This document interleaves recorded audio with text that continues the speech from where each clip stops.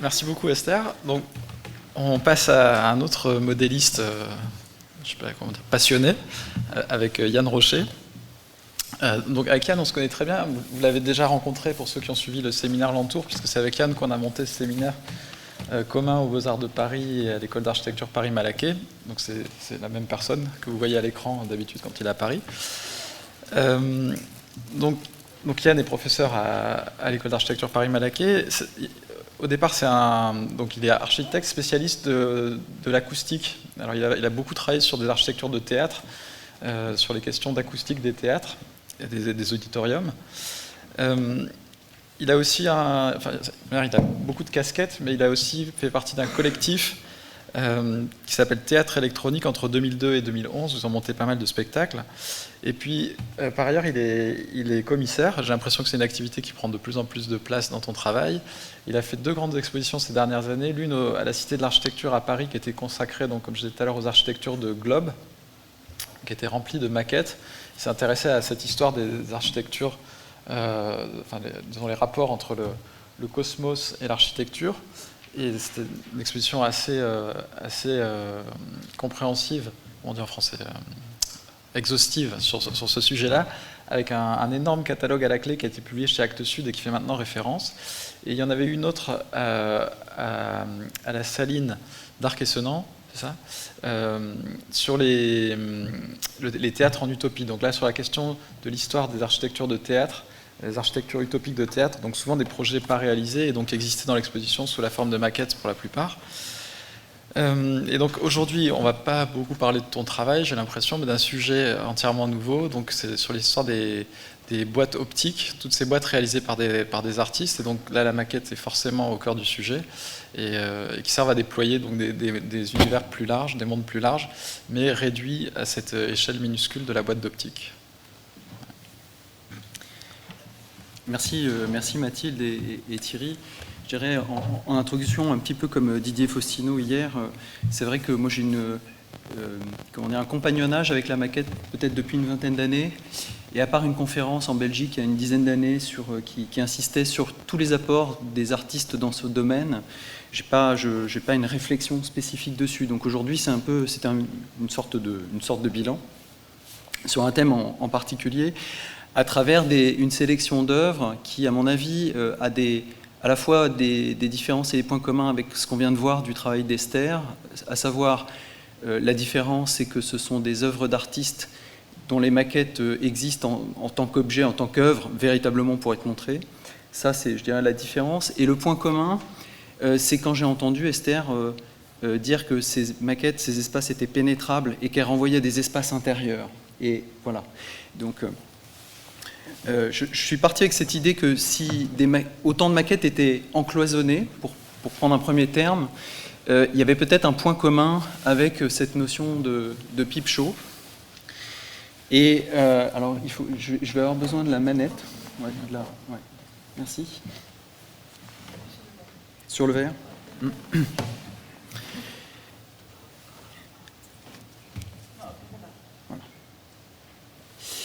Et il se trouve que quand je vais au travail à Paris, je passe par la rue Saint-André-des-Arts, qui comprend un des derniers théâtres érotiques de Paris. Et je me disais, en passant et en réfléchissant à ce sujet, que quelque part, pour être scientifique, il fallait peut-être que j'entre dans ce lieu. Et donc j'ai été comme ça pendant plusieurs jours dans une situation d'hésitation. Je passais devant et je me disais, mais voilà, si je vais être complet dans ma recherche, il va falloir que je franchisse le pas, que j'aille voir ce qu'est et que je vous restitue ce qu'est un pipe show. Et puis je résistais en même temps, je me dis, mais non, j'ai pas besoin de ça pour me faire une idée. Quoi qu'il en soit, je pense qu'aujourd'hui, on n'a pas forcément besoin de briser un tabou pour à la fois... comprendre ces lieux, les visiter, mais les comprendre, puisque avec la crise du Covid, vous savez peut-être qu'un certain nombre d'artistes, de personnalités, de musiciens, de gens du théâtre, ont investi ces lieux, parce qu'ils assurent une chose, ils assurent la distance, cette fameuse distance-là, qu'on nous demande aujourd'hui. Alors, pourquoi vous parlez de pipe show ?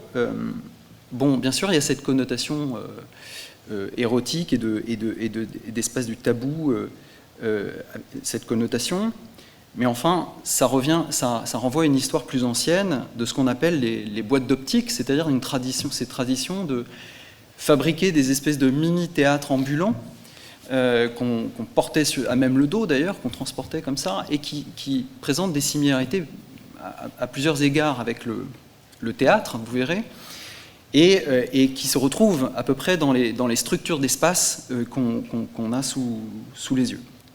Et donc je voudrais prendre cette notion de boîte d'optique et de peep show en fait comme une sorte de matrice d'espace à travers laquelle on va regarder des œuvres. Quels sont ces principes ? Ce serait d'abord de recueillir le regard, enfermer le spectacle, puisqu'on ne peut pas le montrer à tous les regards, donner à voir quelque chose qu'on ne devrait pas voir, et enfin plonger dans une représentation plus grande ou plus intense que ce qu'elle semble être, voilà, avec évidemment les dimensions de voyeurisme, etc.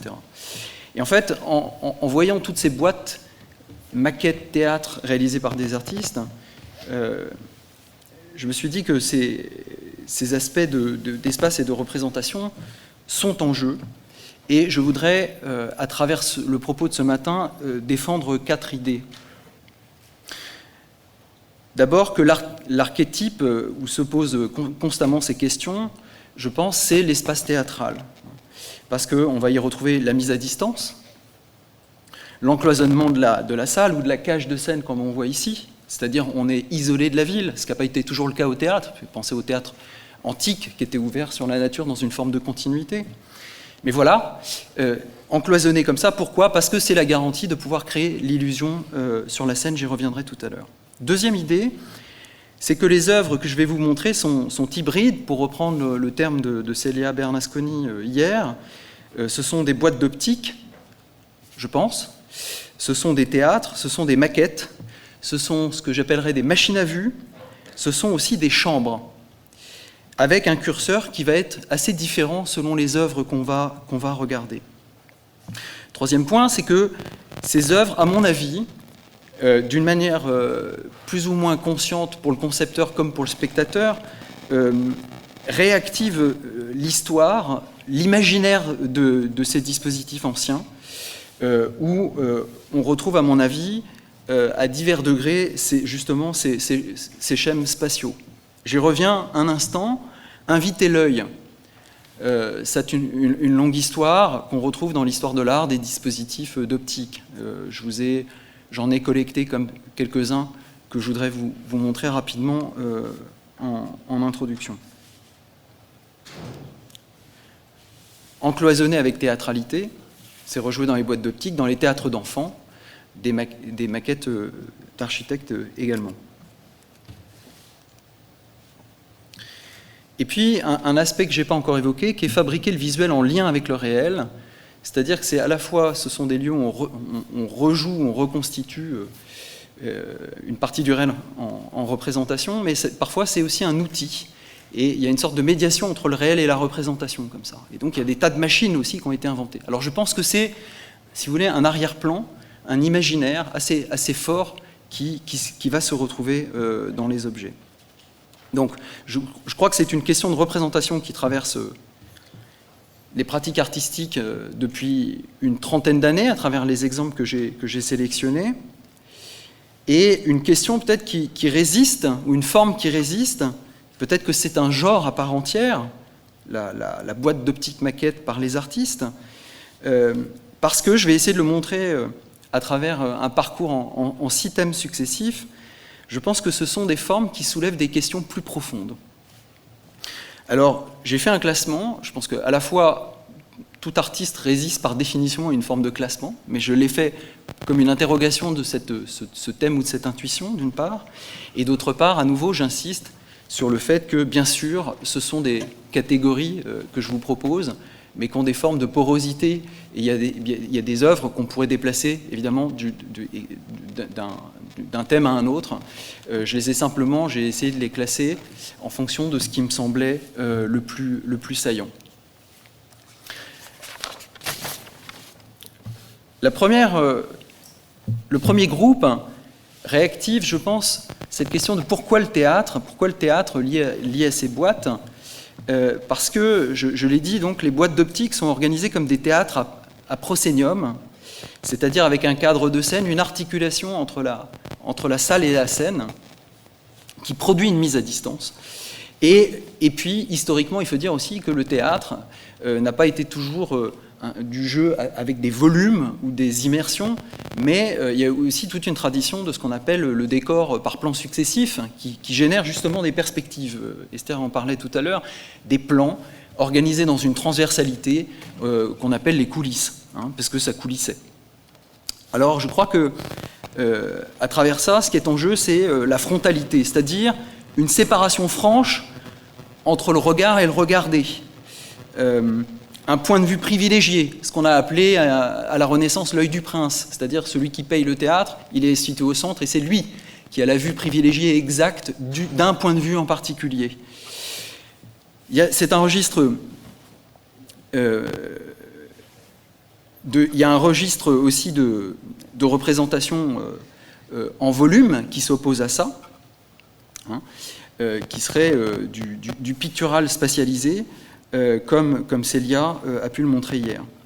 Alors donc, en fait, cette catégorie-là, on voit bien que ça produit un avant, c'est-à-dire l'endroit où on doit regarder, et puis l'envie de découvrir la mécanique ou l'arrière-scène, si vous voulez, ce qui se passe mécaniquement, transversalement.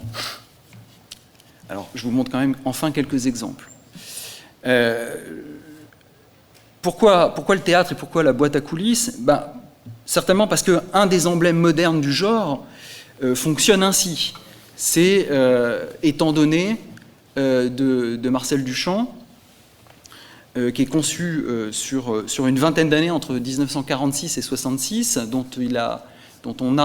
à sa mort, on hérite d'un classeur qui est connu, dans lequel il y a toute une série de polaroïdes qui documentent comment on remet ça en place, avec des instructions très précises, qui en définitive donnent une installation qui ne délivre pas ses secrets et qui fonctionne précisément comme une boîte d'optique, et même un peep show, à savoir, donc on regarde par deux trous dans une porte massive qui a été récupérée, je crois, pour la petite histoire, à Cadaqués, et à l'arrière, ce corps allongé, dont on ne perçoit pas la tête, corps d'une femme qui tient une lanterne, par des plans successifs, mais qu'on ne comprend pas bien puisqu'on n'a pas accès au subterfuge. Donc vous savez que ça a été un objet de fascination, c'est une icône, une véritable icône dans l'histoire de l'art, au point où il y a des reconstitutions, qu'elles soient par des hommages par des artistes. Là, c'est la proposition de Richard Baquier,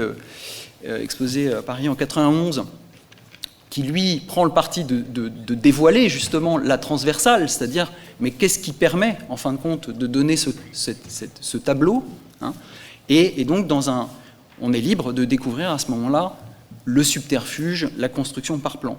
Et puis même des fascinations, je dirais, plus scientifiques. Ici, vous avez Ulf Linde, qui est un commissaire d'expo, qui le documente, là, sous la forme d'une maquette, pour le coup, mais qui montre la chose comme une construction.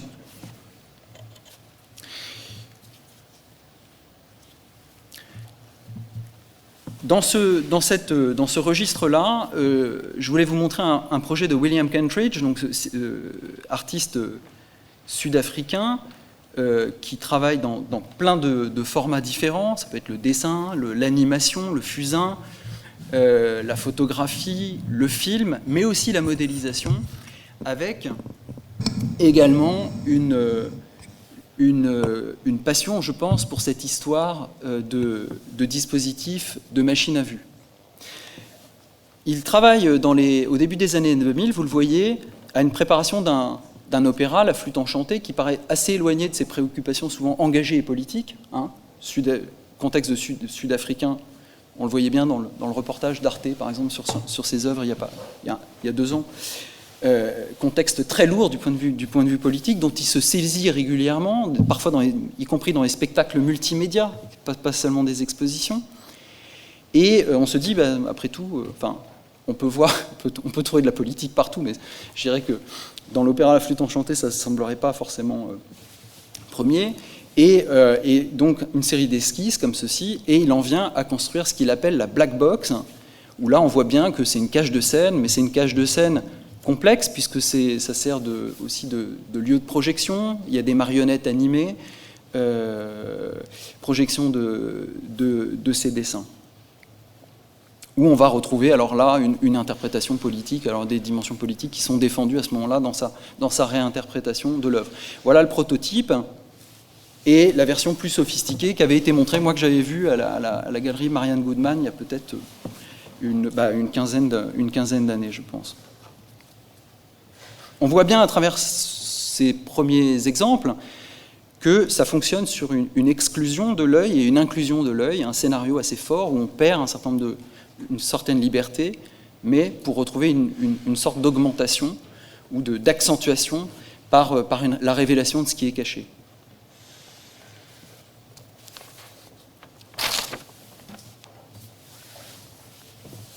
Voilà, on sent que cet imaginaire-là est présent puisqu'il a été il a senti le besoin de produire des photographies stéréoscopiques, des images qui sont projetées sur la black box. Donc c'est une édition limitée à 100 exemplaires, avec un dispositif à l'ancienne pour le coup. Donc là, c'est connoté. La deuxième proposition que je voulais vous faire, c'est à l'inverse des boîtes qui construisent un point de vue unique, une représentation que je dirais convergente. Je voudrais souligner des projets où la boîte a plutôt vocation de multiplier les points de vue, pour ne pas dire une forme de totalité témoignant de la multitude du monde, avec comme archétype peut-être de ces boîtes le cabinet de curiosité, de ces chambres qui accumulent des objets autonomes par leur forme, leur nature et leurs propos. À travers ce modèle, à mon avis, se joue une tension entre le fait d'englober des choses différentes et de les faire coexister dans une boîte limitée, circonscrite, même si ces boîtes, on voit bien, elles essayent de faire grand dans du petit. Quelques exemples, chez les frères Kay, qui sont des cinéastes underground que vous connaissez peut-être, une expo 97, donc c'était aux Pays-Bas, il me semble, et en introduction de cette expo, il y avait cette boîte d'optique citée en tant que telle, pour le coup, ça en reprend les codes, et une infinité une série de fenêtres qui s'ouvrent sur un monde curieux, étrange, qui joue cette carte qui fait penser justement au cabinet de curiosité. Plus récemment, une artiste néerlandaise qui s'appelle Dwana Kraal travaille de manière régulière, à mon avis, sur ce thème, avec une fascination pour la boîte d'optique, parce que elle aime en fait voyager et effectuer une récolte. Et en fait, au bout d'un moment dans son travail, elle s'est dit mais la boîte d'optique, c'était quelque chose où on colportait des vues imaginaires d'un ailleurs, mais on allait aussi de village en village. Et donc elle a commencé à se poser la question, mais est-ce que je ne pourrais pas me fabriquer un objet qui permettrait de témoigner de ma vision du monde, mais de récolter aussi, et de montrer cette récolte. Ça, c'est la première idée. La deuxième idée, c'est de faire des expositions comme des espèces de boîtes dans lesquelles on regarde, mais on est regardé aussi, et donc il y a une mise en abîme, c'est une sorte de méta-boîte d'optique, c'est-à-dire on voit des objets, mais en fait on est objet du regard aussi. Donc ça, elle l'a joué assez rapidement dans cette première proposition, In der Rari Cake, qui veut dire boîte d'optique, justement, 2012, au centre de laquelle, comme par hasard, on retrouve une forme de théâtre, qui fait d'ailleurs penser à ce qu'on appelait le théâtrum mundi, c'est-à-dire le théâtre du monde, le théâtre scientifique de la connaissance, de la manière de le classer, de la manière de le raconter. Et dans théâtre dans lequel elle peut poser des objets. Donc c'est aussi, on retrouve une forme d'outil à ce moment-là, de la représentation. Ça, ce sont ses propres références, justement, donc ça montre aussi, comme Kentridge tout à l'heure, qu'elle est traversée par cet imaginaire.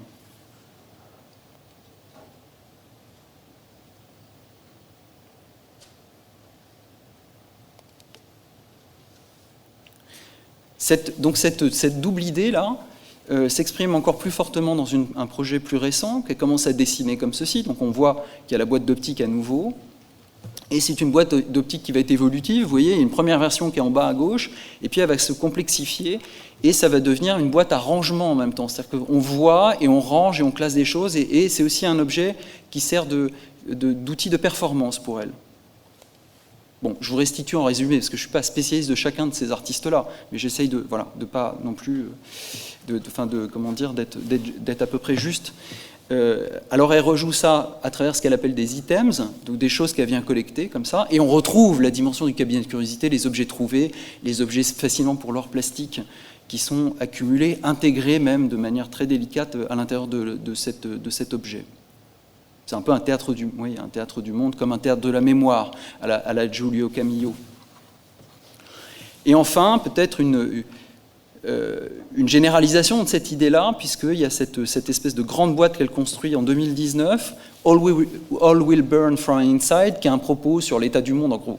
C'est sur la vie animale, la vie humaine, la coexistence, qui est racontée par une série d'œuvres qui est proposée à l'intérieur, agencée selon des plans, mais on voit qu'il y a la proposition un scénario de vision qui propose de les regarder de différents points de vue, de l'extérieur et de l'intérieur.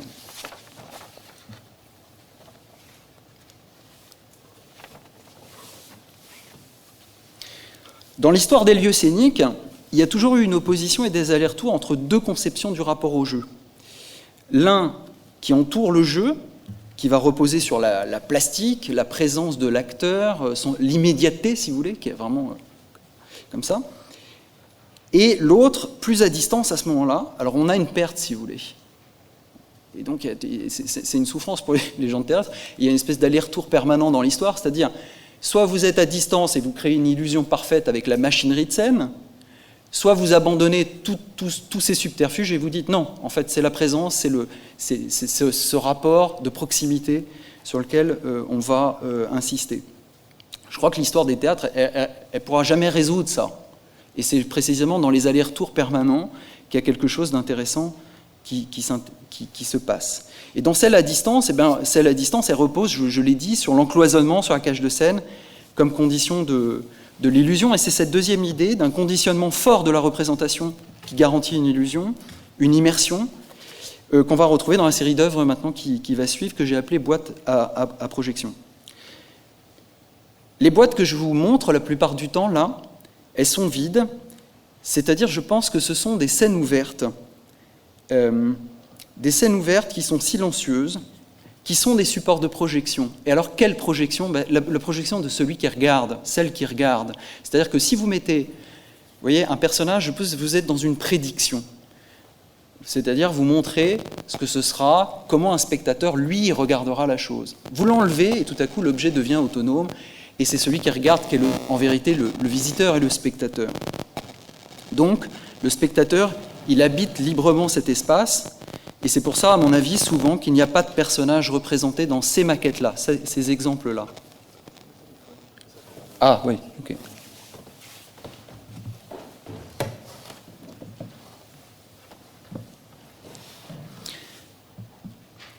Les exemples qui vont suivre ne misent pas sur l'unité de l'objet, ne misent pas sur son silence, sur son vide, mais plutôt comme une chambre de projection ou de résonance. C'est-à-dire, il n'y a pas seulement la projection de celle ou celui qui regarde, il y a une projection supplémentaire, un ajout, et une tension qui va se créer, alors, avec du son notamment, et de la vidéo. Je dirais peut-être que c'est une idée que j'avance comme ça, c'est peut-être une compensation face à la réduction justement de l'encloisonnement. C'est-à-dire on ne regarde pas l'objet dans la liberté qu'on voit, des fois dans des galeries ou des musées. Vous êtes face à face avec un objet, mais dans une ouverture, vous voyez, dans une liberté de relation entre le lieu et l'œuvre. Là, quand même, on perd quelque chose, vous voyez, à encloisonner.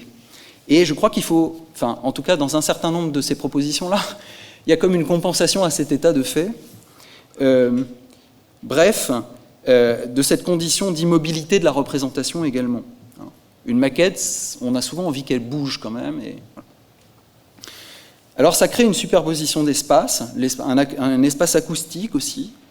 Le son habite la boîte, ça produit un scénario d'entrée, ça produit une empathie supplémentaire pour la personne qui va écouter, une induction et une suggestion pour le coup. Alors on a moins de liberté de ce point de vue-là. J'ai essayé de refaire une petite, à ma manière, parce que je n'ai pas forcément la même culture que vous dans l'histoire de l'art et des artistes contemporains, mais j'ai essayé de refaire une petite généalogie. Par exemple, ici, vous avez Matthias Bechtold, qui est un artiste berlinois, qui est plus trop en pratique maintenant, mais qui a proposé ce concert pour une maquette, Freddy's Apartment, et qui est aussi un morceau de rock. Donc c'est un film, en fait, et la maquette a été construite pour être filmée. On la découvre parfois avec des plans un petit peu plus larges, qui sont les plans de droite. Et on voit bien, évidemment, que donc l'objet est plus silencieux, mais ça induit une lecture très très forte, d'autant que, vous voyez, il y a les instruments de musique sont représentés également. Vous avez des artistes qui s'illustrent pas mal dans le genre, qui sont Janet Cardiff et George Burns-Miller, qui sont un couple canadien. Et là, je pense que vous avez peut-être un exemple que je vais montrer, qui est le Paradise Institute en tête. Mais à vrai dire, je me suis rendu compte que c'est un travail qui est au long cours chez eux, avec quand même des similarités d'œuvre en œuvre, puisque en 99, ils proposent quelque chose qui ressemble à une version un petit peu rudimentaire du Paradise Institute, qui est The Muriel Lake Incident. Donc vous êtes face à une espèce de boîte. Alors là, ça reprend quand même fort les codes aussi, le côté rudimentaire et extérieur de la boîte. Mais à l'intérieur, il y a une sophistication qui rentre assez fort en contraste avec ce côté rudimentaire, puisque vous avez ce qu'on appelle une perspective forcée, c'est-à-dire accentuée, pour donner l'impression que c'est très profond alors que ça ne l'est pas forcément. Ça vous fait rentrer dans un espace miniaturisé extrêmement réaliste. On reviendra à la fin sur cette dernière direction majeure. Et vous voyez une projection. Et à cela, généralement, s'ajoute, par le truchement de casques, des événements qui vont perturber ça. C'est-à-dire que ça vous met dans une situation d'auditeur. Vous écoutez le film, tout va bien, mais tout à coup, par la technique binaurale qui spatialise le son autour de vous, vous avez l'impression qu'il y a quelqu'un qui rentre, qui vous dérange, il y a un événement, il y a un téléphone qui sonne, il y a quelque chose comme ça. Donc ils avaient déjà mis ça en place, et c'est une idée qu'on va retrouver bien souvent chez eux. Donc l'œuvre, je dirais, qui est la plus connue, que vous connaissez sans doute, c'est Paradise Institute, donc là où on vous met carrément dans la situation de deux vraies rangées de théâtre, de cinéma. C'est encore plus accentué, puisque la salle, on la voit, celle-là je ne l'ai jamais visitée, mais elle est quand même bien documentée, et des fois, évidemment, je pense que les stratagèmes apparaissent, parce que la projection cinématographique éclaire suffisamment, mais des fois ça vous plonge quand même dans une forme de pénombre, troublante, et là aussi il y a un scénario qui vient perturber, parce que tout à coup il y a comme quelqu'un qui vient chuchoter dans votre oreille, par exemple. Cabin Fever, pareil, donc il y a une espèce un sous-entendu qu'il y aurait eu un crime, quelque chose de bizarre qui se passe, il y a des scintillements comme une télévision, ou encore la reprise d'un tableau d'Antonello Damascena de Saint-Jérôme, reprise dans cette espèce de boîte où on retrouve une musique d'époque, etc.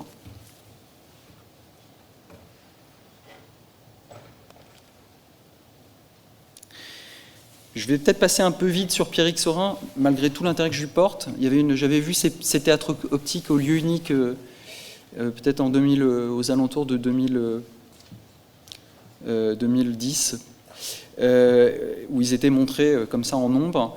Mais parce que je n'ai pas forcément une énorme documentation dessus, et puis parce qu'il y a peut-être moins de représentation de l'espace, mais plus des phénomènes de réduction de son propre corps, de ses films, un peu à la Méliès, avec cette espèce de magie, mais confronté à des objets qui apparaissent beaucoup plus grands pour le coup. Ça peut être une platine de disque, hein, donc ça c'est la série qu'on va voir un petit peu après.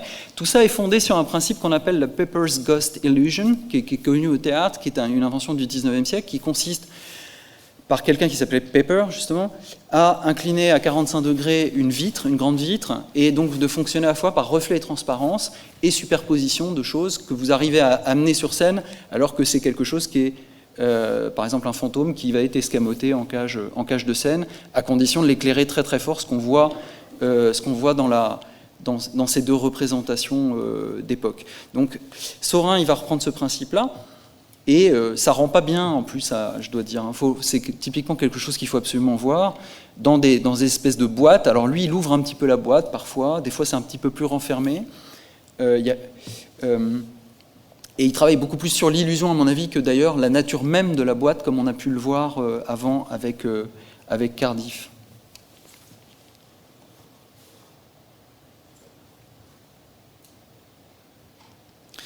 Thierry avait dit que je ne montrerai pas de mes projets personnels. Alors moi, j'ai absolument pas les parcours hyper riches de tous ces gens-là, mais il se trouve que j'ai commis une boîte d'optique aussi, donc j'en profite pour vous la montrer. C'est celle qu'on voit au fond à gauche. J'avais repris, donc c'est dans une série de théâtre imaginaire et sonore avec mon collectif Théâtre électronique en 2004-2007, qui a été remontré à Paris il y a quelques temps. Donc c'est des théâtres fiction, parce que chaque théâtre est associé à une fiction sonore, justement. Et j'avais repris à ce moment-là les codes de manière beaucoup plus explicite de la boîte d'optique, en la refabriquant en scie-pot à cajou, vernis, tout, avec le système d'optique. Et à l'intérieur, on découvrait la radiographie d'un crâne avec un théâtre enchâssé à l'intérieur du cerveau, comme si la scène ouvrait sur la vision en fait, de celui qui est radiographié.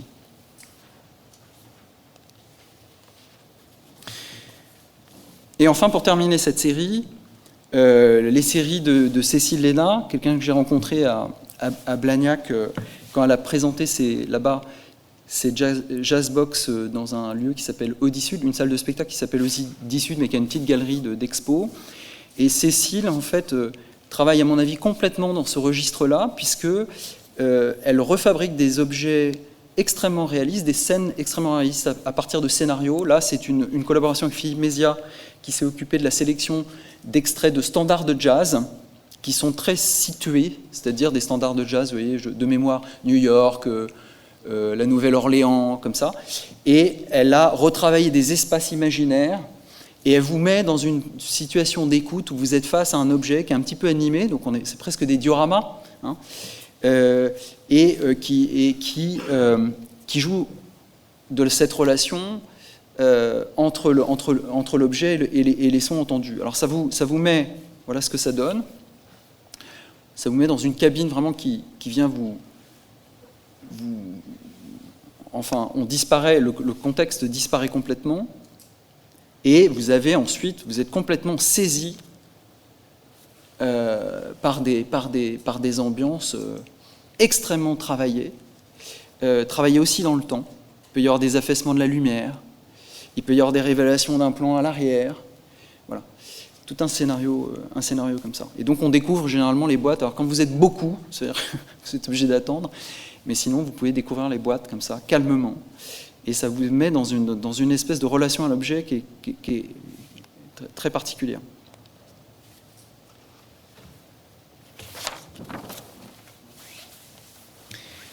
Les boîtes accélérées, une série d'exemples dont le point commun est cette condition de vision.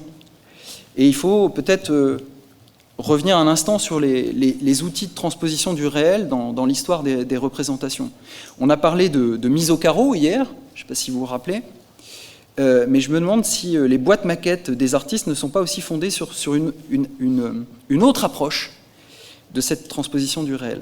Je pense que l'un des ancêtres dans l'histoire de l'art serait de ce point de vue le peintre Poussin, puisqu'il utilisait des boîtes d'optique qui fabriquaient comme modèle de ses compositions en perspective. Donc il n'y a pas du tout l'idée, vous voyez, que la perspective est une retranscription de ce que l'œil voit dans l'espace réel, mais il y a cette espèce d'objet de transition qui permet de choisir le meilleur point de vue, mais même de trafiquer, vous voyez, de déplacer, de modeler l'espace avant même de le rendre pictural. Alors je me dis que peut-être, et c'est une hypothèse, qu'il y aurait peut-être une sorte d'histoire parallèle de la perspective où on se dit que tout se joue pas seulement entre l'œil et le réel, mais peut-être qu'il y a des formes intermédiaires, il y a des outils intermédiaires. Et je le dis avec peut-être plus de conviction encore, après avoir découvert, quand j'ai justement fait l'Expo Globe, un architecte ingénieur anglais pas du tout connu, qui s'appelle Ennis Steele, qui à Londres, à un moment donné, a voulu faire un mémorial à Newton en forme de pyramide et de sphère. Et comme il ne devait pas être forcément architecte au sens de la construction en perspective, il se fabrique à un moment donné un espèce de bout de maquette, il découpe la forme de son bâtiment, et il va derrière Saint-Paul, et il prend ces objets-là pour regarder dans l'espace et imaginer dans l'espace ce que serait le vrai bâtiment. Et donc là, à nouveau, il y a un court-circuit, vous voyez, c'est pas l'œil dans l'espace, ou l'œil avec le dessin comme prédiction, mais un objet tridimensionnel dans lequel on peut mettre au point un bâtiment à venir. Alors on va se pencher sur des exemples où le scénario de vision n'est pas structuré selon l'unicité du point de vue, comme chez Duchamp ou Kentridge, comme j'ai dit tout à l'heure, mais voire même des exemples qui organisent une contradiction de plusieurs points de vue. Donc là, c'est ce qu'on appelle la perspective forcée, accélérée, et si j'en rajoute, je dirais contrariée, maltraitée et menteuse. C'est-à-dire, c'est pas seulement diriger le regard, mais peut-être le perdre en bouleversant les règles. Je dirais sur le fond que, moi ça a toujours été mon point de vue, si vous voulez, c'est pas très intéressant quand c'est seulement utilisé comme une sorte de révélation dans l'espace d'une seule illusion. C'est-à-dire, vous voyez, vous mettez dans un point de vue dans l'espace et là, tout à coup, tout converge, super, c'est comme ça, d'accord. J'ai toujours trouvé ça assez plat. Mais quand c'est, en revanche, pour défendre moralement presque, éthiquement, l'idée qu'il n'existe pas de vérité du regard, de vérité optique, mais autant de vérité que de Père Dieu, de gens, je pense que c'est plus intéressant. Alors, je vous renvoie de ce point de vue-là à un film de Raoul Ruiz qui s'appelle L'œil qui ment, qui raconte exactement ça. C'est un protagoniste qui va au Portugal, et il arrive des tas de trucs sans arrêt et tout, et c'est que des trucs optiquement bizarres, impossibles, il y a des vierges qui volent, des trucs et tout ça, mais on s'en inquiète pas, il y a des gens qui trouvent ça tout à fait normal. Il y aurait une orthodoxie du regard, d'une certaine manière, et au contraire, un hérétisme du regard dans lequel Raoul Ruiz se retrouvait et était une manière de construire un propos contre le regard induit par Hollywood. Je résume, mais c'est dans Poétique du cinéma. Bon, puis d'autres gens, je dirais qu'ils le mettent encore plus loin en œuvre. Je pense à Stan Brakhage, par exemple, et son très beau texte « Mon œil ». Alors là, je vous ai choisi des œuvres. Alors là, c'est une œuvre de George Hadjimischalis, dans une fascination pour le studio de Mondrian à New York, une œuvre de 2010. Il avait déjà travaillé sur Mondrian, c'est des œuvres à droite, je ne vais pas prendre le temps de les raconter, mais c'est juste pour montrer que c'était une préoccupation, une fascination chez lui. Et donc il y a différents points de vue qui se jouent comme ça, selon la manière dont on regarde dans la maquette. Tout ça, ça a une histoire aussi dans les boîtes d'optique, et notamment par quelqu'un qui était... qui a fait plein de choses dans sa vie, Samuel van Hoogstraten, mais qui reste célèbre par ces boîtes qui sont à la National Gallery à Londres, qui sont des espèces de paradoxes de la vision avec différents points de vue, comme ceci. Ces boîtes d'optique hyper sophistiquées, je ne pourrais pas tout à fait, il faudrait prendre un temps pour les regarder.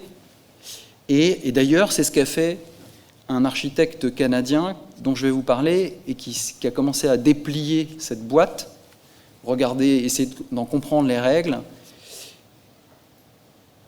pour vous montrer simplement qu'il y a des gens qui repartent de conditions de vision où il y aurait une multiplicité de points de vue, justement. Et Nat Shard, c'est cette personne dont je vous parle, aime reconstruire des appareils photo selon des règles de vision qui ne sont pas des règles de vision uniques. Il fabrique des espèces de dioramas à accueillir, par exemple des panoramas extrêmement larges, voire même des images qui seraient découpées. S'il fallait regarder là et là et là en même temps, est-ce qu'un appareil pourrait capter ça? Et il fabrique ces espèces de machines hyper sophistiquées qui sont assez difficiles à comprendre la plupart du temps. M'en voulez pas si là, je peine, même quand on l'entend, je l'ai entendu en conférence, et j'ai entendu ses explications, c'est pas toujours facile.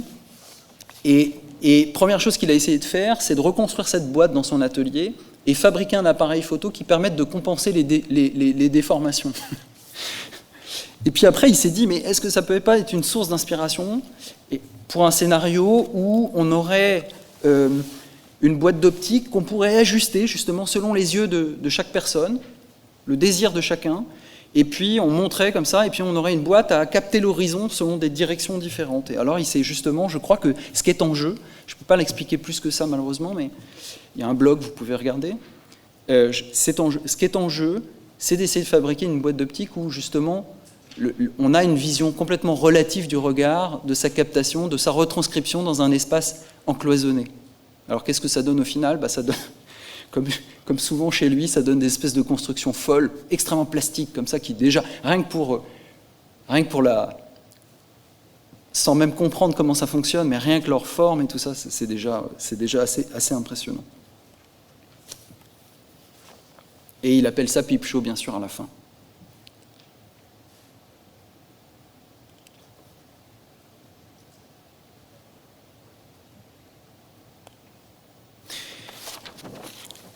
La prochaine et avant-dernière famille est liée à la précédente par les effets de multiplication, mais ce qui est peut-être plus saillant, c'est la tendance à remettre en cause la boîte comme simple contenance, en la retournant, en remettant en cause l'opposition entre l'intériorité, dont on a parlé tout à l'heure, et l'extériorité. Là, je pense qu'on touche à plusieurs choses importantes, un thème majeur de l'architecture moderne et même contemporaine. Pourquoi ? Parce que on parle toujours de boîte en architecture. C'est très présent. Et puis, vous avez même des discours militants sur le fait d'ouvrir les boîtes, de rendre les boîtes poreuses, de rendre les boîtes transparentes. Là, je renvoie un lien au propos de Thomas de Mande quand il parlait de glass box hier, à 2 reprises. Et j'ajouterais que cette notion de boîte mériterait aussi, à mon avis, une grande parenthèse dont je ne suis pas capable, mais que j'identifie du côté de l'art, de l'après-Seconde Guerre mondiale, à la fin des années 60, où les artistes américains font tous des boîtes. Je pense à... Alors j'ai fait un paquet, il n'y a pas que des Américains, mais Robert Morris, assez tôt, mais après Donald Judd, Tony Smith, Joseph Kossuth, Richard Serra, Hans Hacke, James Turrell, ont tous fait fin années 70, il y a une espèce de moment de la boîte. Il y a peut-être déjà une histoire de ça, mais clairement, il y a un lien avec ce que je suis en train d'évoquer, je pense. Et puis la scéno, enfin, si vous me permettez, parce que soit on travaille dans des white cubes, soit on travaille dans des black box. Donc la boîte est présente également. Qu'est-ce que j'entends par emboîtement ? Donc, ce sont des démonstrations par multiplication, reflets, où ce qui semble être juste une boîte devient plus grand qu'une boîte, se déplie, se replie, se retourne, comme par exemple dans cette maquette, c'est le seul exemple d'architecture que je vous montre, d'un collectif d'architectes d'avant-garde radicale de la fin des années 70, Archizoom, avec leur idée de No Stop City. On retrouve les mêmes phénomènes dans la porosité de la boîte et l'incertitude entre l'intérieur et l'extérieur, souvent chez Dame Graham, à travers ces projets de cinéma-théâtre qui sont des maquettes, des boîtes d'optique, des cinémas, des théâtres à la fois, où on voit une forme de continuité de gens qui sont assis, l'écran dont les gens pourraient voir les images par transparence à l'extérieur, des moments où les côtés qui sont des miroirs pourraient révéler le public, mais pas tout le temps, donc le regard peut passer ou ne pas passer. Je vais insister un tout petit peu plus sur une artiste que j'aime bien, c'est Catherine Sigurdardóttir, qui est une artiste islandaise, où il me semble que c'est, après avoir ausculté son travail ces derniers jours, extrêmement présent sous à mon avis, cet angle de la question de l'emboîtement, du retournement. Alors on voit les premières provisions, comme là, 97 Green Grass of Home, des moments où on a comme une espèce de paysage qui peut être replié et réenfermé à l'intérieur d'une boîte de voyage, mais qui ne représente jamais que le territoire du parcellaire. Chez elle, il y a dans les sources d'inspiration le territoire, comme ça, la nature, la topographie souvent présente, mais aussi elle réexplore les lieux de son enfance, des maisons islandaises, de manière très, très, très biographique. Alors ça, c'est pas une boîte à proprement parler, mais après tout, je me dis que c'est presque une boîte ouverte, vous voyez. Ce serait comme une boîte ouverte, avec le même scénario qu'une boîte d'optique. C'est-à-dire que le trou où on passe la tête, ça ressemble au trou du pipe chaud. Et au lieu d'avoir une boîte encloisonnée, en fin de compte, on n'a pas accès à la totalité, mais elle serait comme ouverte en très très grand. Donc ça, c'est un travail qui est connu, qui a été souvent montré quand même dans les livres sur les installations. Et il y en a d'autres qui présentent le même scénario, mais on a un encloisonnement plus fort.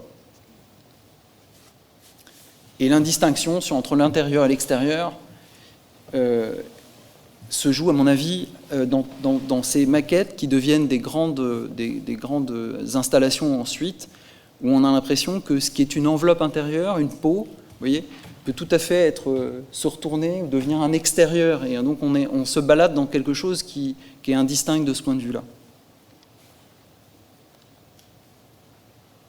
Bon, ça c'est moins documenté. Je sais pas, elle a pas l'air de, elle le montre moins ce travail-là. Donc mais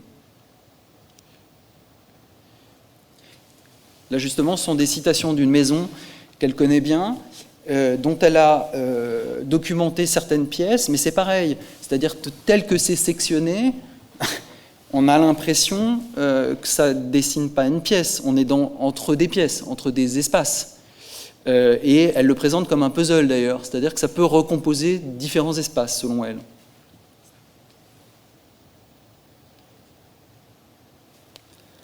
Et enfin, pour finir cette catégorie, Evelyne Lebrun-Roberge, je crois qu'elle est française et travaille au Canada maintenant, aux États-Unis.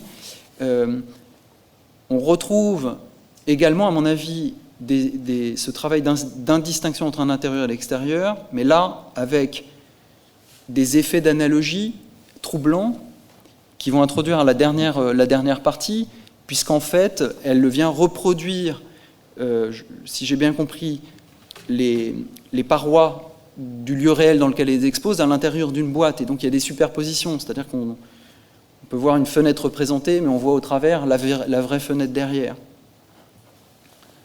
Donc, il y a une réplique du réel, comme ça, et une espèce de superposition. Je termine par ce que je serais tenté d'appeler maintenant les boîtes réelles. Ça renvoie au trouble évoqué hier par Mathilde, une forme d'indistinction entre la représentation et la réalité. Et à ce jeu, j'ai réuni une série de champions du genre qui jouent avec cette faculté de la maquette dont on a un petit peu parlé hier. Je crois que, comme dans Fenêtre sur cour d'Hitchcock, l'architecture n'y est pas seulement pensée comme un lieu représenté, mais comme une enveloppe qui est un filtre sur l'intime et qui offre une vision à la dérobée, non pas par le trou de la boîte d'optique, mais par les trous construits que constituent la serrure, la porte, la fenêtre, la vitrine et la coupe, en fin de compte. Parce qu'on coupe en architecture pour regarder dans un bâtiment, mais la coupe, ça peut être une forme de dévoilement, un peu comme vous voyez, quand il y a des travaux dans la ville, des fois, il y a des destructions comme ça, et puis on a une espèce de salle de bain qui pendouille encore et tout. Et c'est très étrange de donner à lire ce qui n'est jamais accessible tout à coup et qui est rendu à la vision collective. Et je crois que ces éléments deviennent des cadres de scène, d'un dévoilement, d'une intimité, d'un secret, d'autant plus fort, on va le voir, et c'est peut-être la chose la plus importante, qui nourrissent une vraisemblance.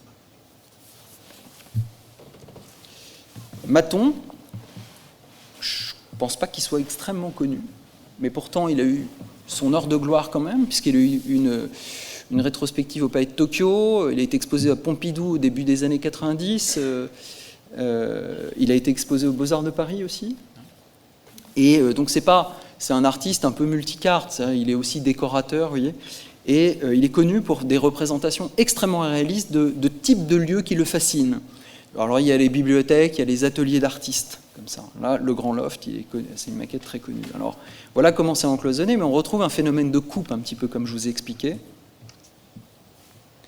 et un réalisme énorme, un soin obsessionnel au côté vraisemblable de la représentation en maquette. Des fois, il y a un côté un petit peu plus pipe-show, justement, parce que ça se donne moins au regard facilement. Des espèces de couloirs, on devine des espaces qui sont dans un arrière.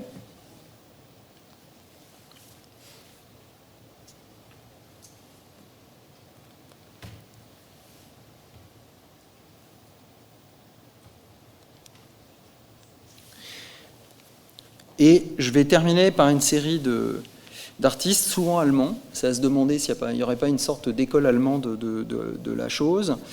Et peut-être d'ailleurs que cette idée-là me vient de là. C'est un artiste qui s'appelle Jürgen Albrecht, que j'ai vu à la Hamburger Bahnhof il y a 10 ans, et qui travaille sur ce thème-là, et ça a évolué. Donc ça, ce sont ses dessins préparatoires. On voit qu'il travaille, regardez, sur des encloisonnements, c'est-à-dire il fabrique des boîtes, il pense le regard. Alors là, j'ai pas le laser, mais vous voyez le dessin à gauche, cette espèce de grand tube, et tout en haut, on voit un œil. Vous voyez, donc il y a un scénario de vision, et des ouvertures, des cadres.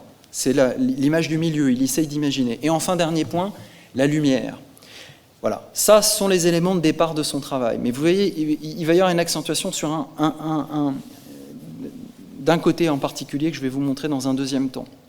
Voilà d'autres dessins que je voulais vous montrer. La mise au point de la lumière et donc ces boîtes qui commencent à fabriquer au début des années 90, il va exposer en France, un peu au début, en Allemagne, aux États-Unis. Des boîtes qui viennent accoler à des espaces existants où on devine des couloirs comme abstraits. Donc on ne sait pas vraiment si c'est des espaces ou pas parce qu'il n'y a pas d'indication d'échelle. Et ensuite, un travail d'encloisonnement plus fort. Alors j'ai retrouvé une photo où je suis en train de regarder la chose. Et on vous met, enfin, il nous met devant une série de fenêtres là. Donc il referme plus fort et il maîtrise encore plus les conditions. Conditions de quoi? De fenêtres qui ouvrent sur des espaces saisissants où le réalisme n'est plus fondé sur je dirais, la refabrication de détails comme ça, de manière obsessionnelle, mais au contraire sur le fait de gommer toute échelle.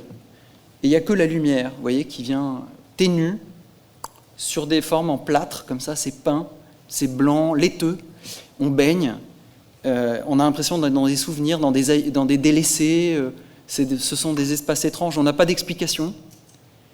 Et quand vous vous prenez à ce jeu, c'est-à-dire vous passez la tête dans la fenêtre, vraiment, si vous acceptez d'oublier que vous êtes devant un artefact, on peut vraiment, vraiment penser qu'on est quelque part.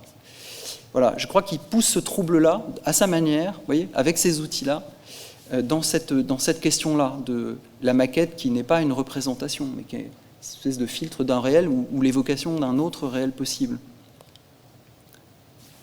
Voilà. Orte, donc des lieux. Alors j'en ai trouvé quelques autres, hein, je dirais que je trouve assez différents, mais un peu dans cette famille-là. Jens Reinert, qui n'a plus l'air de fabriquer trop non plus, mais dans ces années-là, voilà, il fabriquait aussi des espaces qui renvoient à des espaces intimes. C'est Küche, je sais pas, c'est salon de thé.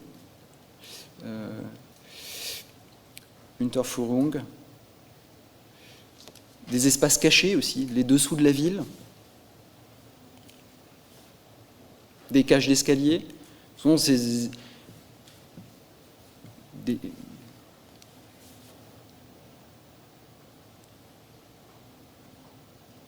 garages profonds.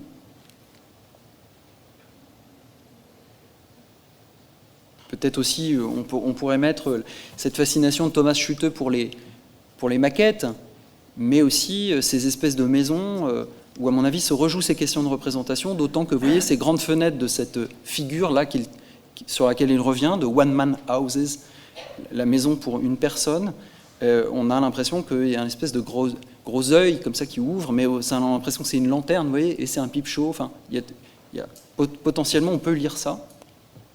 Et ce sont des maquettes qu'on regarde comme ça, du reste. Il y a plusieurs versions, dont des versions qui ont été construites en grand.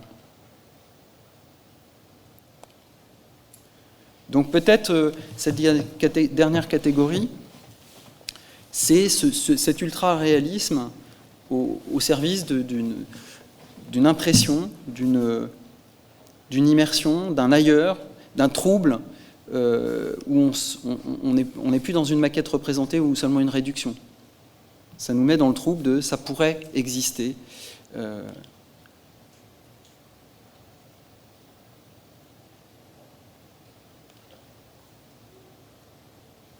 Voilà. Et alors je termine par quelques images d'une des nombreuses maquettes d'Hans-Op de Beck,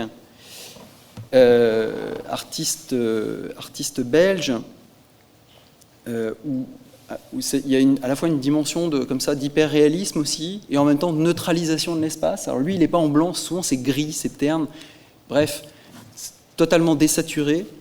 Et là, c'est une série de trois maquettes, mais je trouve qu'elles se présentent comme des chambres obscures, si vous voulez. Vous voyez, c'est un appartement, une cour, un manoir, certes, mais posé comme ça sur des pieds, donc on a l'impression que ce sont des appareils de prise de vue en même temps, hein, des chambres obscures. Alors on les découvre comme ça, et on est face aussi à un ultra-réalisme, une espèce de une jubilation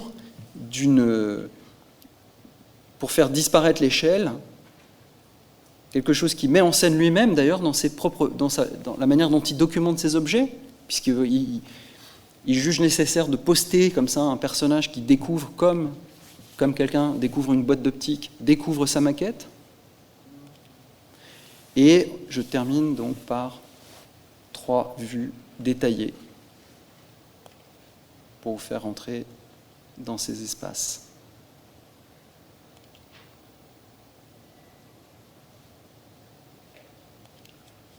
Ah, merci.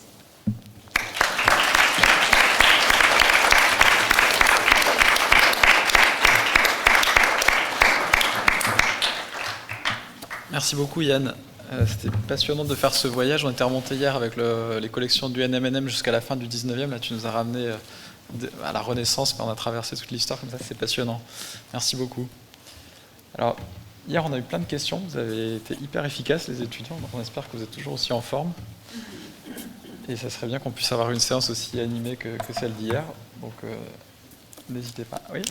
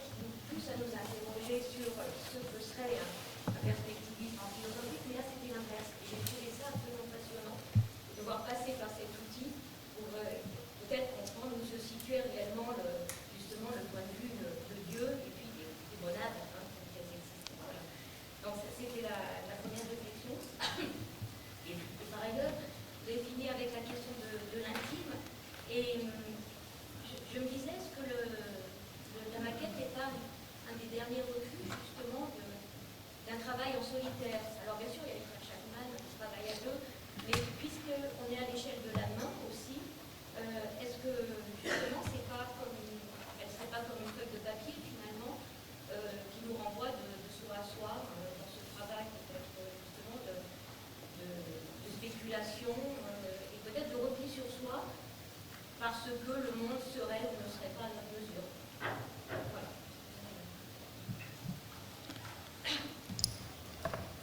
Voilà. Yann, tu veux dire quelque chose là-dessus? Ou Mathilde, Esther? Ouais. On comprend. Est-ce qu'on aurait un micro pour la salle, pour les questions? Ça aiderait beaucoup pour que l'on puisse mieux rebondir sur les questions, ce serait formidable. Il n'y en a pas du tout? À cause du Covid, on n'a pas le droit?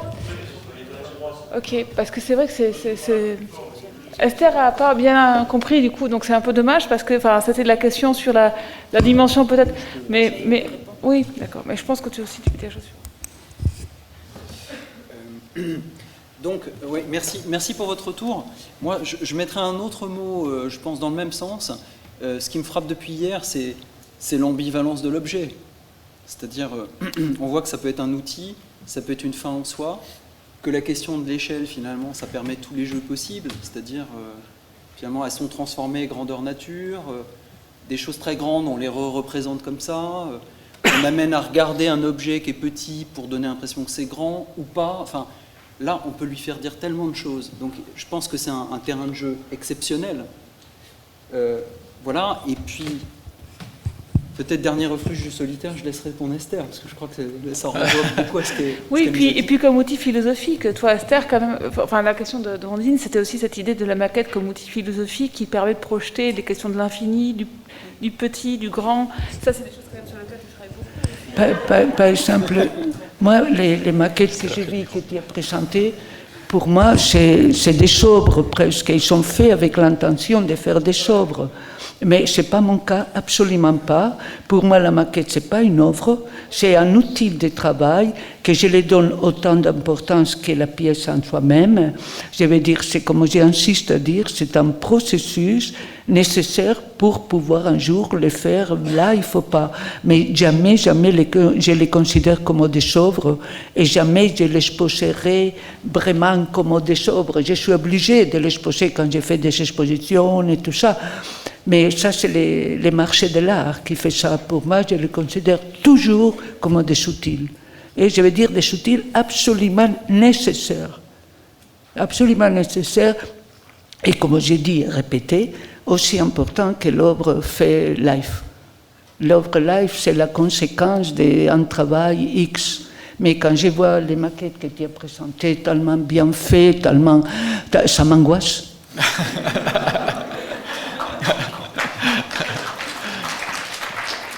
Et ce qui était assez beau dans vos deux présentations, et ce qui rejoint un peu la question de Ondine, c'est l'idée que dès que c'est fait en maquette, ça existe déjà un peu. Ça, même si après ça peut être moi, ça existe, ça existe même totalement. Ouais.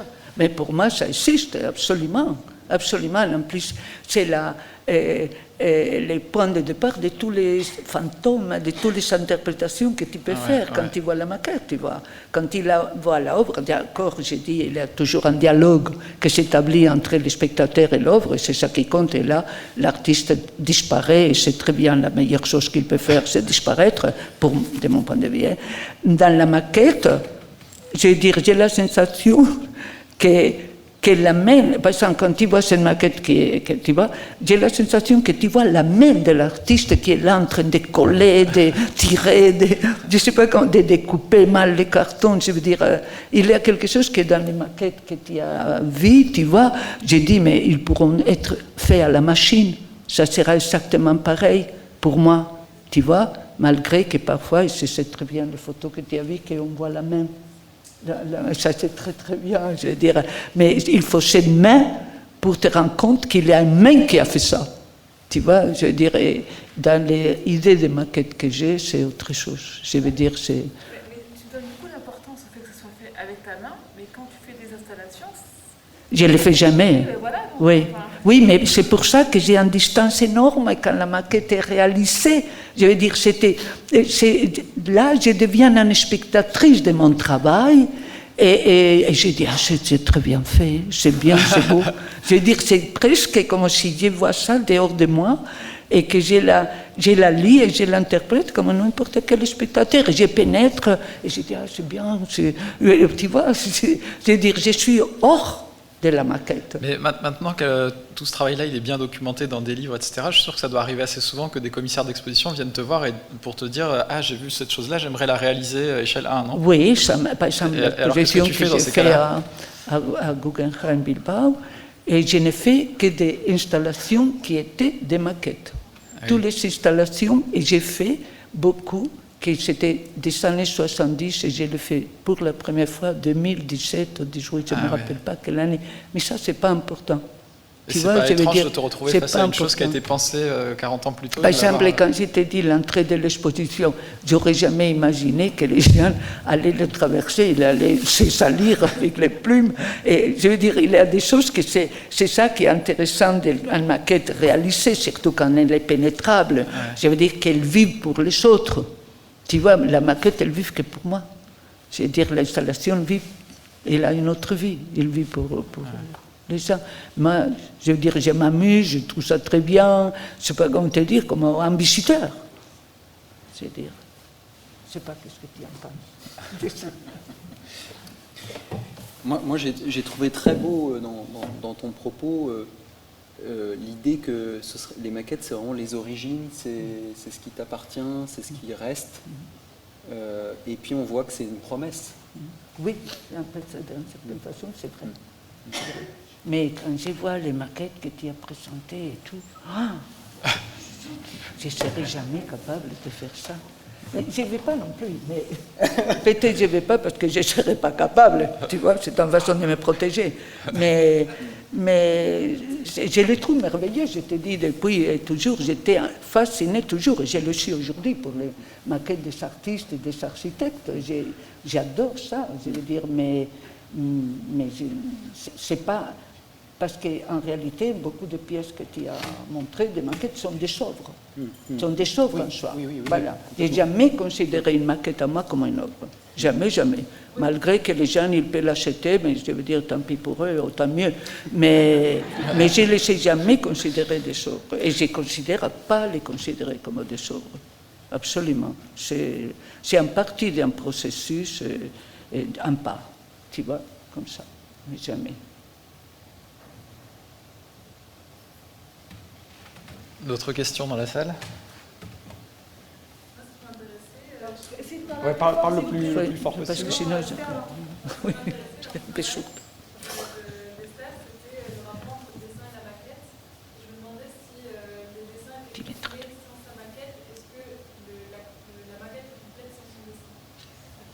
l'intéresse beaucoup le rapport du dessin et de la maquette, et de demander si le dessin pouvait exister sur la maquette et la maquette sans dessin. Parce que c'était Non, je veux dire, normalement, je commence toujours pour faire un dessin.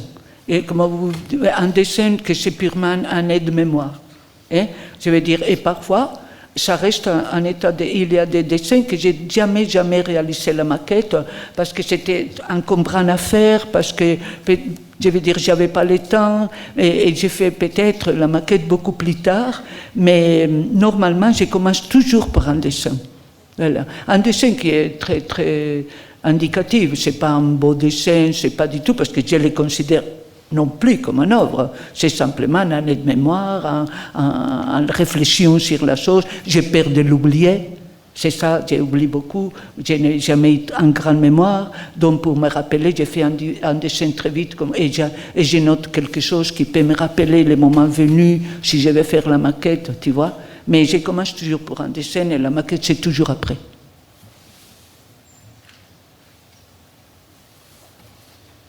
Oui. Parle fort, ouais, peut-être, ouais. Je trouve dans ce glissement d'échelle comme ça, il y a aussi un autre glissement qui se opère aujourd'hui, qui est l'espace de l'atelier, du studio d'architecte, de l'atelier d'artiste, à l'espace d'exposition. Et moi, ce qui me manque un peu la des choses, c'est vraiment la place de ce regardeur, ce voyeur, ce spectateur, avec là, dans votre présentation, on voit il y a un diktat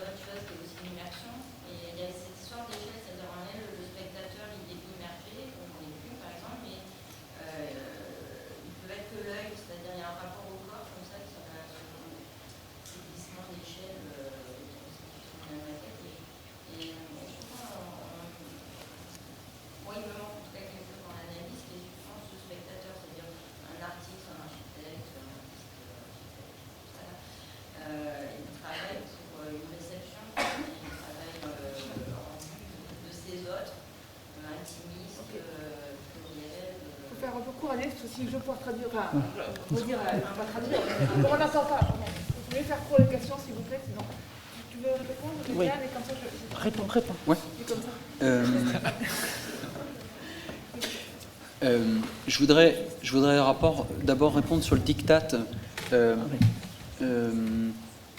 En fait, bon, je pense que dans ce que j'ai montré, il faudrait entendre les intéressés, mais il se pose vraiment une question de fond, philosophique, morale, sur la question du point de vue. C'est-à-dire, est-ce qu'on dirige le point de vue, un point de vue, ou est-ce qu'on multiplie les points de vue? À quel point on dirige l'œil? Est-ce que l'œil peut se commander? Il y a tout ça, à mon avis, qui est en jeu. Mais, et vous avez raison de le pointer, mais je pense que ce n'est pas un oubli, le corps, il est supprimé. C'est-à-dire que le spectateur n'est rendu qu'œil. Et donc, votre intuition, je pense qu'elle est bonne, je ne l'ai pas dit, mais je crois que ces dispositifs-là, parce qu'ils sont réduits, parce qu'ils ont une fenêtre, font que le corps du spectateur n'est plus en jeu. Et c'est pour ça la chose élémentaire, c'est on ne tourne pas vraiment autour. Ou si on tourne autour, c'est juste pour aller regarder des petites fenêtres. Donc, je veux dire, le corps à corps entre une œuvre libre, à l'air, et le spectateur n'existe plus. Alors, je pense que c'est un genre, si vous voulez. Je ne dis pas que c'est bien de le faire. Je trouve que c'est un genre en soi. Ça peut, voilà, où on perd des choses. Et ce que j'ai essayé de montrer, c'est qu'on en gagne en contrepartie. Enfin, en tout cas, je pense que la plupart de ce dispositif-là joue sur le fait d'abandonner d'un côté et de compenser ou d'augmenter de l'autre. C'est parce que c'est fermé qu'on a envie de voir dedans. C'est parce qu'il y a 3 plans et qu'on voit une petite porte derrière qu'il y a un plaisir de l'entrebâillement. Enfin, voilà, et ça renvoie chez nous, là, pour le coup, à un registre de l'accès au voir, qui est un truc où il y a l'arrière-plan, justement, du pipe show, de l'érotisme et tout ça. C'est fondé sur ça. C'est-à-dire c'est fondé sur un empêchement. C'est-à-dire c'est un plaisir à distance. Voilà. Je suis tout à fait d'accord avec toi. Et je ne vois pas pourquoi, moi, quand je pense à l'installation, ou je pense à une œuvre, une performance, je ne pense jamais à le spectateur. Je m'en fiche. Je suis libre de faire, il est libre de bouger. Et quand il voit les maquettes que tu as présentées, c'est évident que l'imaginaire des spectateurs se met absolument, je vais dire beaucoup plus peut-être que s'il est dans l'espace réel. Dans une de mes performances, malgré que je le permets de rentrer, se promener, tout ça, mais je ne vois pas pourquoi les artistes que lui a présentés ou les gens qui font ça, ils doivent obligatoirement penser à la place de le spectateur. Le spectateur, c'est un adulte libre. C'est à lui de se positionner pour rapport, comme j'ai dit tout à l'heure, dans les dialogues entre une œuvre et le spectateur, l'artiste, il doit disparaître. C'est un dialogue qui s'établit ou pas, mais je ne vois pas pourquoi cette obligation de compter avec le spectateur.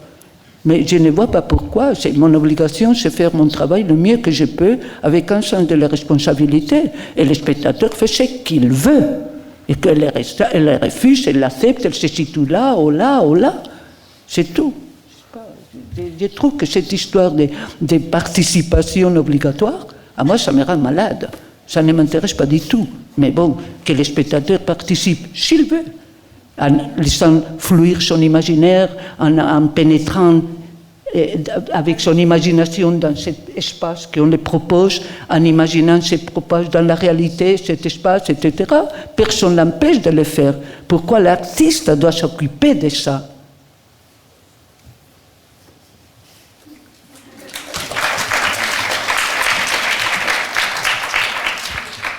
Ils ne sont pas des assistés, les spectateurs.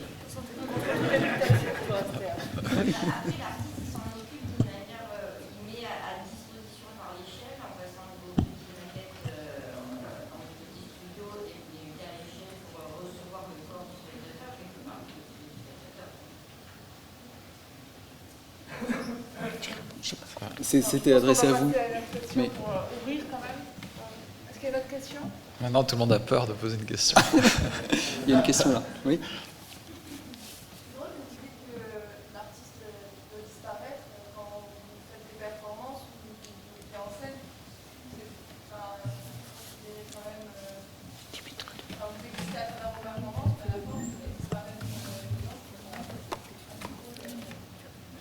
Elle n'a pas peur.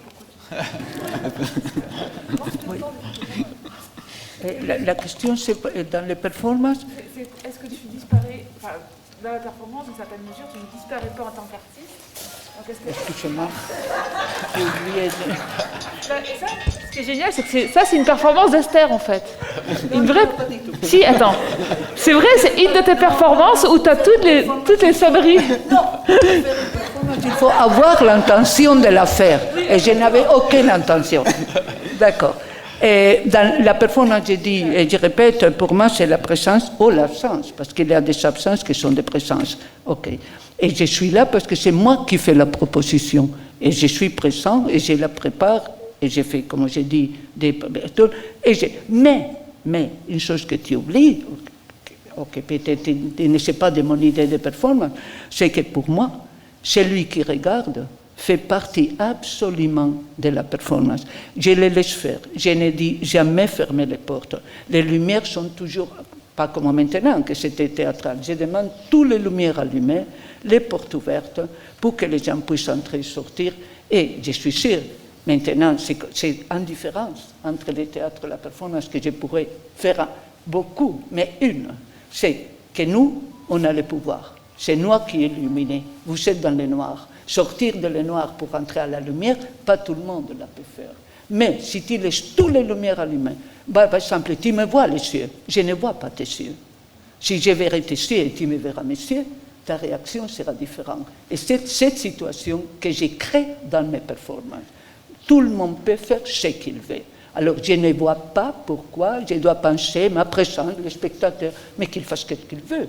Je suis libre de faire une proposition, il l'accepte ou il la refuse, mais même s'il la refuse et il sort en criant, il fait partie de la performance, malheureusement pour lui.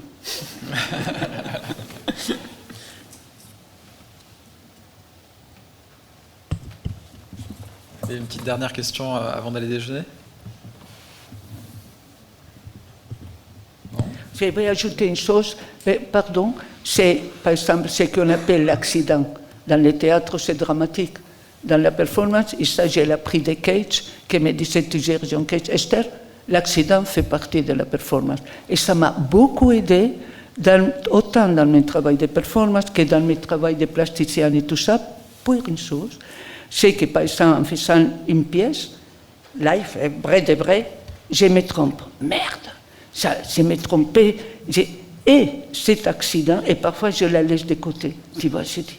Et tout à coup, grâce à cet accident, je vois quelque chose que je suis absolument convaincue, que sans cet accident, je ne l'aurais jamais vu. Parce que tu veux ou tu veux pas, on sait quoi plus libre qu'on est, et on a une certaine esthétique, on a nos limites dans notre tête. Et l'accident, traverse et te fait prendre une autre chemin. Et dans la performance, c'est pareil. Si je suis en train de faire une action, il y a un accident, peut-être ça va me faire changer le rythme, la situation, etc. Et après, je serai très content. Mais autrement, je n'aurais jamais pensé. C'est pour ça qu'il ne faut pas avoir peur de ça. Et une dernière question en haut. J'ai une question pour Yann Rocher. Merci pour la présentation. Il y avait ce point de vue extérieur dans le Peep Show où on regarde vers l'intérieur d'un cercle. J'aimerais avoir votre point de vue sur la société panoptique de Foucault et le rapport inversé à cette chose-là. On ne regarde pas au centre, mais le centre regarde à l'extérieur. Et puis une autre question peut-être, c'est autour de la maison de poupée, qui est quand même un cliché sociétal important, une mise en boîte de nos réalités. Peut-être un point de vue là-dessus, parce que c'est quand même quelque chose qui baigne nos enfances, la question de l'enfance aussi, et la mise à l'échelle du monde et de sa projection. La disparition du corps aussi, des maquettes, qui vient vraiment comme les peintures d'Hammershoy, je pense, les peintures vides d'Hammershoy qui sont pour moi des maquettes, et puis peut-être cette chose de la causa mentale qui est la boîte, qui nous met en boîte, on finit en boîte, on va à la boîte, tout est en boîte un peu. Et voilà, surtout pour la société panoptique, je crois, oui. Avec cette image notamment qui est intéressante. D'accord. Alors ça en rajoute peut-être encore une couche au diktat, c'est-à-dire la boîte comme, vous voyez, comme symbole de fermeture, détermination et tout ça. Donc je trouve vraiment intéressant et c'est pour ça que je continue à penser que c'est une question politique et morale. C'est-à-dire la société, elle est faite de quoi? Est-ce qu'il y a des gens qui dirigent le regard des autres? Est-ce qu'on peut partager le regard? Et je crois que c'est tout cet enjeu à l'intérieur de ça, et que le panoptique, je ne l'ai pas mis comme référence positive, mais ça en ferait partie, parce que c'est un des grands modèles de la direction du regard. D'ailleurs, je dois dire, j'en profite pour indiquer, la série que je vous ai montrée perso, qui s'appelle Théâtre Fiction, j'y ai repensé hier, en fait. J'ai vu les installations de Pierre Xorin, en Bretagne, puis je suis allé en Allemagne quelques mois plus tard, et au ZKM, on était en 2001, j'ai vu l'expo Control Space de Peter Weibel sur les artistes et la surveillance, ce qui était quand même bien vu en 2001. Enfin, il nous annonçait aujourd'hui, quoi. Et puis les 20 années qu'on vient de connaître. Et donc je me suis dit, en sortant de cette expo en Allemagne, je me suis dit, tiens, est-ce que je pourrais, moi qui ne fabrique pas de vrai théâtre, mais qui a envie d'en faire, qui aime bien faire des maquettes, et si je faisais des théâtres imaginaires, mais qui se fondaient sur des règles comme ça que je me donne. Et un des premiers, c'était, à part ceux que je vous ai montrés, qui s'appelait le théâtre mental, c'est un théâtre panoptique, où on est obligé de voir. Le spectateur est obligé de regarder. Donc je crois, moi j'ajouterais bien cette référence en effet à ce dossier-là. Et sur la maison de poupée, l'enfance et le jeu, je crois que la maquette, alors c'est un truc qu'on n'a pas dit encore, mais elle renvoie à un truc de ludique, de plaisir, et tout simple. Il y a un truc qui est connu chez les architectes quand même, je ne sais pas si Didier confirmera, mais si on veut gagner un concours, il faut mettre une maquette dans les mains de celui qui va, vous voyez, qui peut-être vous passera mission, parce qu'on lui donne un plaisir fou. Il est déjà dans la puissance qui a été soulignée aussi par Thomas hier. Voilà. Et je crois que la maison de poupée, alors, si c'est un modèle, vous voyez, de prédétermination de société, tout ça, non. Mais si ça appartient à tout cet univers du jeu-là, oui, bien sûr. Et ça en fait partie, je crois. Et je termine par ça, je ne l'ai pas montré, mais dans les séries de petits théâtres optiques de Pierre Xorin, il se remet en scène, lui, son vrai corps filmé, dans des maisons de poupées géantes. Donc c'est un truc que lui, par exemple, a tout à fait identifié. Et il joue avec de manière facétieuse. On avait une question là, non?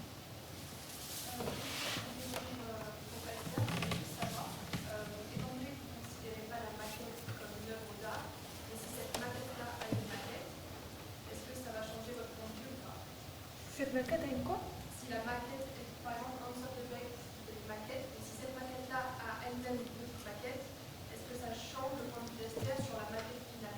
Ah oui, d'accord. Oui, dans la mesure où certaines de ces maquettes sont refaites par des assistants de manière un peu plus pro, etc. Ouais. Est-ce que en gros, est-ce que la maquette, quand elle est refaite par tes assistants, la tienne, on a compris que c'était pas une œuvre, mais est-ce que celle qui est refaite par ton assistant au propre, elle peut avoir une valeur d'œuvre? Non, c'est pas ça. C'est pas ça? J'ai rien compris alors.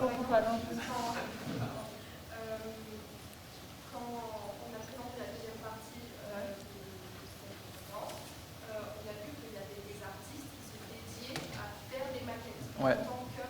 Ouais. Mais ces maquettes-là ont probablement des maquettes elles-mêmes. Ouais. Alors, est-ce que Esther considère que la maquette finale, par exemple, de Hans de Beck, est une œuvre d'art? Ah oui, d'accord. Ou pas, étant donné qu'elle a probablement une préparation préliminaire Si je considère que la maquette qui fait mon assistant, par exemple... Non, alors... Est-ce que... Les artistes qui font des maquettes comme œuvre, Oui. qu'est-ce que tu en penses? Ah, moi, je pense très bien. Pourquoi pas? Moi, je trouve que son d'une habilité incroyable, qu'il véhicule vraiment son idée, que, par exemple, beaucoup de maquettes que j'ai vues qu'il a présentées, il stimule mon imaginaire. Malheureusement, je ne le voyais pas très bien, c'est pour ça que je me tournais parfois pour le voir, tu vois. Et moi, je trouve, bien sûr, s'il considère que c'est un œuvre, je n'ai aucun... L'unique chose, par contre, qui me chagrine un peu, c'est que, si vous voyez, mes maquettes, normalement, sont tous ouverts. Et je veux dire, il y a de l'air qui circule. Et dans les maquettes que tu m'as montrées, sont très théâtrales dans le sens que c'est vraiment un espace théâtral. Il faut les voir de face. Et à mon point de vue, même si ça travaille l'imaginaire, mais ça limite d'une certaine façon. Mais qu'il soit considéré en œuvre, mais absolument.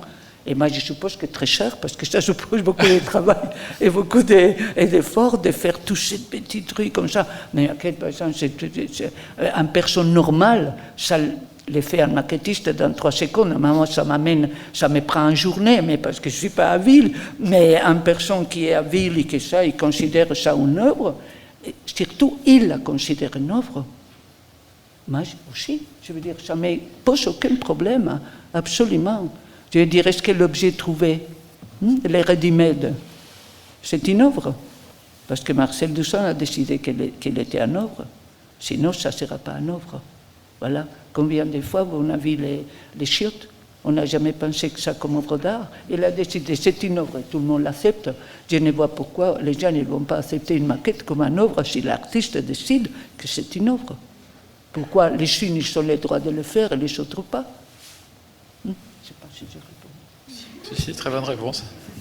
Oui, je vois qu'il est midi pile, donc on est pile dans le délai. Je pense qu'on va aller déjeuner pour reprendre à l'heure cet après-midi. Merci beaucoup.